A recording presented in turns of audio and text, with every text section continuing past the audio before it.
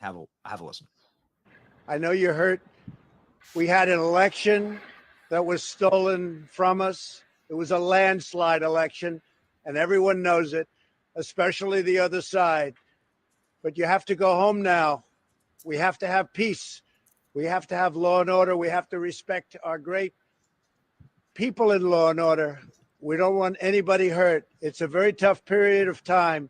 There's never been a time like this where such a thing happened, where they could take it away from all of us, from me, from you, from our country.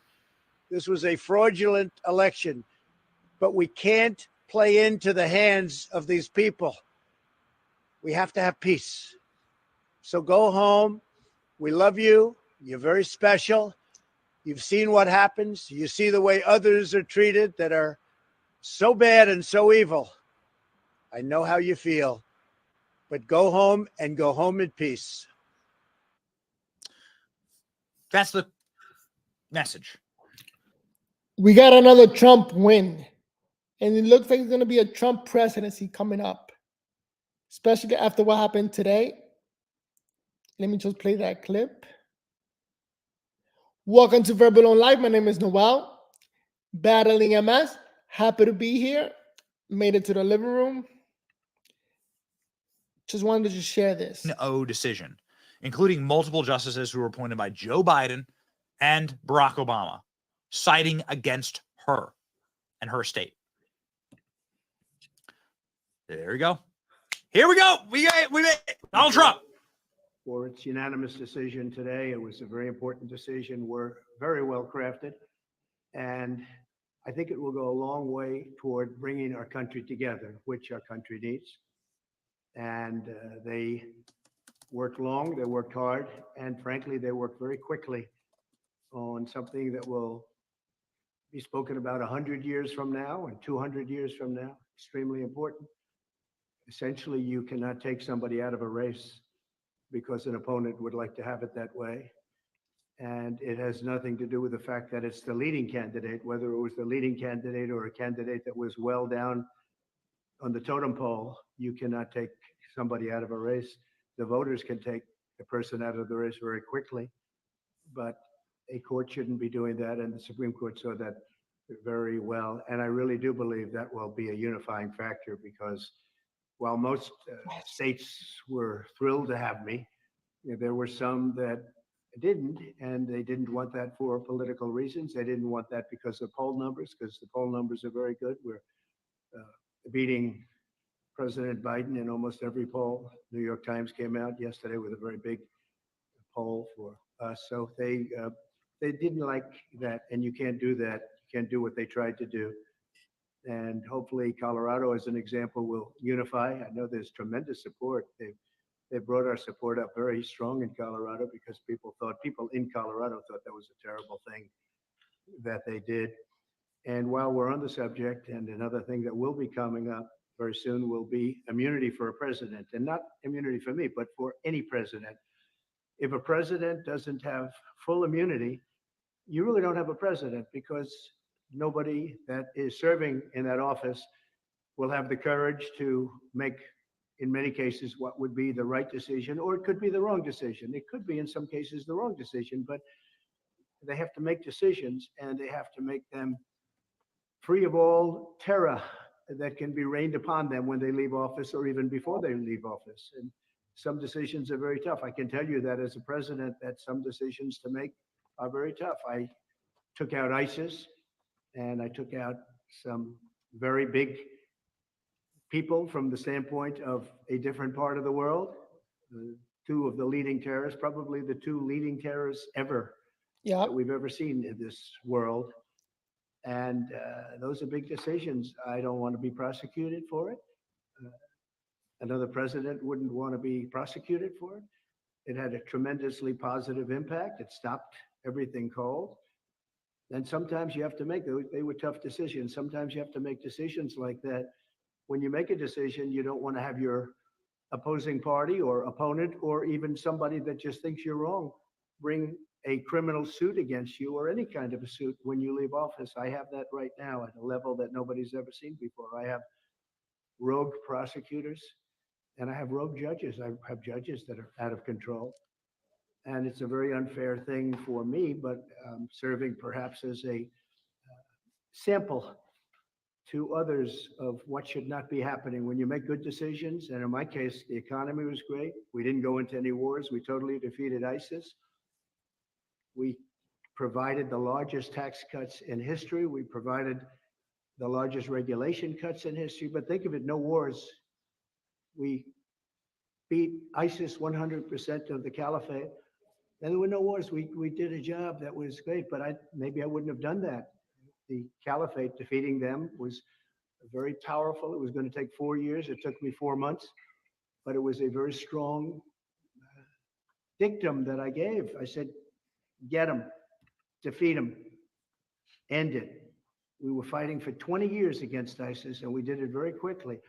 I don't want to be prosecuted. In that case, it worked out very well. There will be some things that perhaps don't work out so well, but I don't want to be prosecuted because I decided to do something that is very much for the good of the country and actually for the good of the world.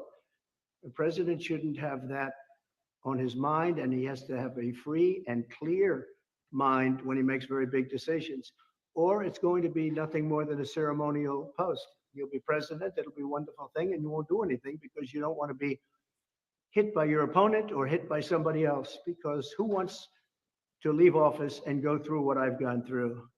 I'm being prosecuted by Biden, my opponent, because every one of these things, whether it's Fannie Willis or Bragg, these are local and state, but they're in total coordination with the White House. You can't do that. It shouldn't be done. I mean, a thing like that, in the case of the DA's office, they put one of the top people, maybe the second person, in the Manhattan DA's office to get Trump. They had a Hillary Clinton lawyer leave the law firm, very prestigious big law firm, leave the law firm to go into the DA's office to get Trump, Pomerantz, Mr. Pomerantz. So he goes in to become a prosecutor, worked for the Democrat Party and Hillary Clinton, goes in to prosecute Donald Trump at a local level in total coordination with the Department of Justice, meaning Biden. And then you have the Fannie Willis, or as she would say, Fani, F-A-N-I, Fani. And she hired somebody, knew the person long before this horrible prosecution took place. And she went out and she paid him an unbelievable amount of money, more money than he ever had dreamt possible, much more money than other people that do that for a living. He never did it at all, had no experience in it at all. And they had obviously a conflict. We don't have to go into that, but they were able to get a lot of money because it was a high profile person. Me, I'm a very high profile person. So they were able to pay him close to $1 million when he was not equipped to do the job, and she's not equipped to do the job, and that case should end immediately. That case is so conflicted, nobody's ever seen anything like it. And then you have deranged Jack Smith, who's a Trump hater and represents all the Trump haters. And he's going wild. He's just a wild man. He's been overturned unanimously by the Supreme Court. Went after other people over the years. He's had great failure, but he's mean, he's nasty, he's unfair. And the judges on these cases, they're all Trump haters. Other than we have maybe one or two that I think can be fair. But you look at New York, what's happened. I mean, these people have tremendous hatred. You can't do this to a president. And again, I'm not talking about me, I'm talking about in the future. A president has to be free. A president has to be, if the president does a good job, I did. Some people would say a great job. But if the president does a good job, a president should be free and clear and frankly celebrated for having done a good job. Not indicted 4 times and not gone after on a civil basis and not demanded to pay hundreds of millions of dollars in fines on something that was absolutely perfect, where there were no victims, where the financial statements were absolutely flawless, where you have disclaimer clauses. I mean, nobody's ever had a thing like this. I wasn't given a jury, and I had a clubhouse judge just come up with this number on a perfect loan and very conservative financial statements. But even at that, if you look, The disclaimer says, don't rely on the financial statements in any way, shape, or form. Go out and do your own work.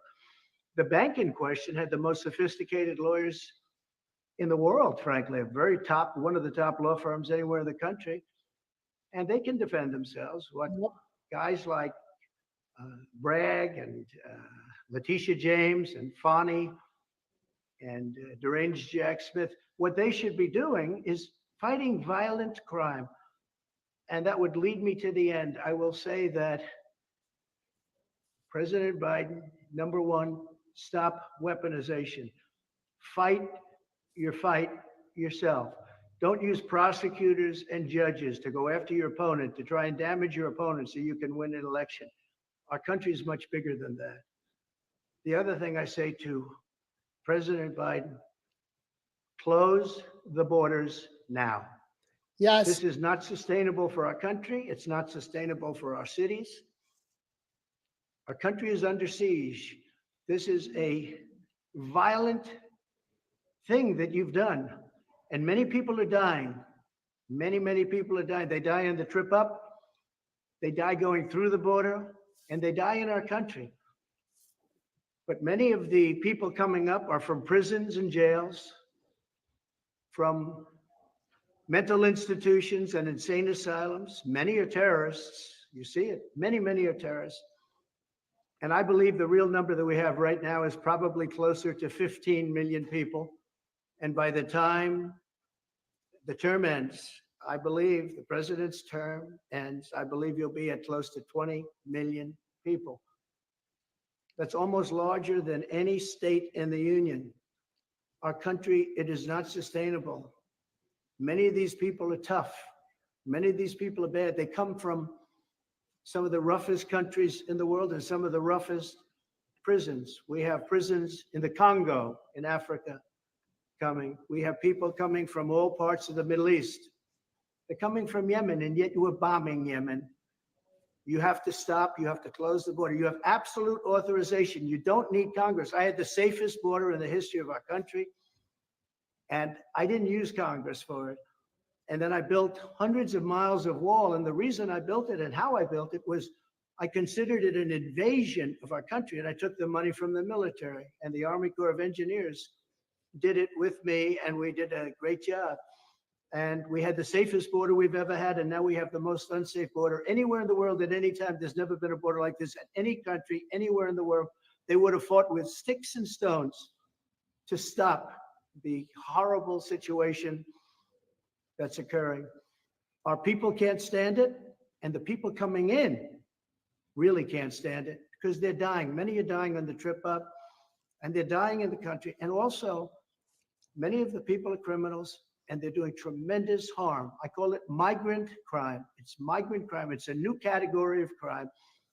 They're hurting our country horribly, and we've become a laughing stock all over the world. So I say respectfully to President Biden, you have the authorization right now. I did it. I didn't go to Congress and say, do I have the right to close? I fought Congress on it. Close the borders. You can do it right now. You have everything. Use my policies. My policies were great. Everybody said it. Use my policies. So just to finish, I have great respect for the Supreme Court, and I want to just thank them for working so quickly and so diligently and so brilliantly. And again, this is a unifying factor. Everybody now is together, and they can go after me as a politician. They can go after me with votes, but they're not going to go after me with that kind of lawsuit that takes somebody out of a race who's leading in this case, but even if the person wasn't leading. And I want to thank you all for being here. Do we have any questions? Yes. Mr. President, the poll numbers are massive when you go into the Super Tuesday. We found that a lot of people that were agnostic to politics in general see these legal cases against you. They see how life was back under a Trump administration.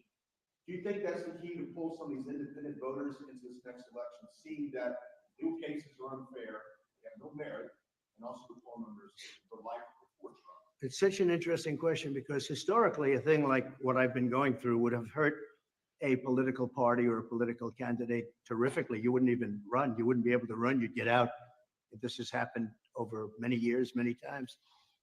In this case, I mean, the polls show that I'm much more popular than I was before weaponization. It's been weaponized like it's never been. This is for third world countries. This isn't for us. Biden ought to drop all of these things. And frankly, he may do better if he does, because people would say, wow, that was very reasonable. Look, they're all, the state, the city, and the federal, they're all coordinated. Fannie Willis's lover spent hours and hours at the White House, I guess with White House counsel and with DOJ, plotting out this plan. Nobody talks about that. They're all coordinated with the White House. It's weaponization. Never been done in this country. It's been done in third world countries, banana republics, never in this country. So I really believe what they should do is really go all the way, go out and stop all of this nonsense. They're nonsense cases and everybody sees it. You just look at Atlanta. It's such an embarrassment to Georgia, what's happening there. But Jack Smith, I don't think is any better. Letitia James is terrible. She campaigned on, I will get Trump, I will get Trump. And then it goes before a Trump-hating judge. I mean, the whole thing is a rigged deal. And the public understands it. I'm lucky that I'm able to explain it to the public, because if you weren't able to explain it, the public wouldn't know. They'd believe what they see. So I don't want to win this way. Look, I want to win based on my policies are better. We're going to cut taxes. We're going to get interest rates down. You're going to be able to buy homes again. I mean, you can't buy a home today. The interest rates are so high. I want to win on safe borders. I want to stop wars. I want to stop the war in Ukraine with Russia. I want to stop what's happening in Israel. Israel would have never been attacked if I were president. Ukraine would have never, ever been attacked if I was president. You wouldn't have had inflation. Inflation was caused by high energy prices. I had low energy prices. I would have kept them there very easily. And it probably maybe caused the war with Ukraine, because Putin became rich all of a sudden. It went up so much. And I watched President Biden talking about Putin. Putin became very rich because at $100 a barrel, he's got so much money to fight a war. At $40 a barrel, he doesn't have the money to fight a war. But he wouldn't have done it anyway because I told him not to. So I just want to thank all of you for being here. I think it's a very big day for America. I think it's a very big day for liberty. And I think it's just a great day for this country. Again, I hope it's unifying like I think, but it is. It's a big step toward unification. I hope that the justices, because they'll be working on some other cases, but one in particular, presidents have to be given total immunity. They have to be allowed to do their job. If they're not allowed to do their job, it's not what the founders wanted, but perhaps even more importantly, it will be terrible for our country. Thank you all very much. I appreciate it. Thank you.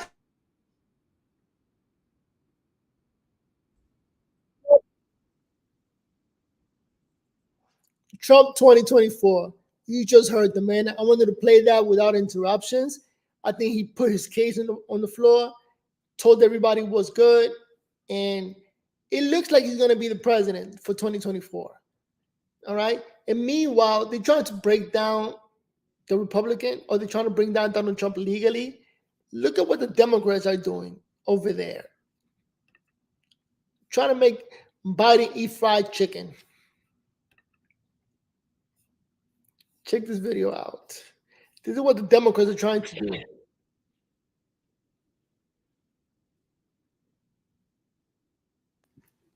Making sure I remember that. So tell me about you guys. What you doing these days?